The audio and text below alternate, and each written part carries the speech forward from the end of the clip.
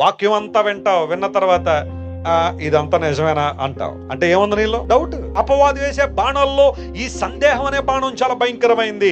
ఆనాడు ఆదాము హవ్వల జీవితంలో కూడా ఇదే బాణం వేశాడు అపవాది. హవ్వతో మాట్లాడుతూ ఏమన్నాడు తెలుసా? ఇది నిజమా అన్నాడు. చెప్పండి ఏమన్నాడు? బైబిల్లో ఫస్ట్ క్వశ్చన్ అదే, మొదటి ప్రశ్న. అంతకు ముందు ప్రశ్న కనబడదు బైబిల్లో మనకు. అపవాది చేత మొదటి ప్రశ్న అడగబడింది. అందును బట్టి అనుకుంటాను నేను క్వశ్చన్ మార్క్ సింబల్ ఎలా ఉంటుంది తెలుసా? పాము పడగిపోయినట్టు ఉంటుంది. ఎప్పుడైనా చూసారా మీరు? ఎందుకో మరి సర్పం మొదటి ప్రశ్న అడిగింది, అక్కడి నుంచే క్వశ్చన్ మార్క్ కి ఆ సింబల్ వచ్చేసి ఇది నిజమా? ఏది నిజం ఏది నిజం కాదు? దేవుడు మీతో చెప్పిందంత నిజమే అనుకుంటున్నావా?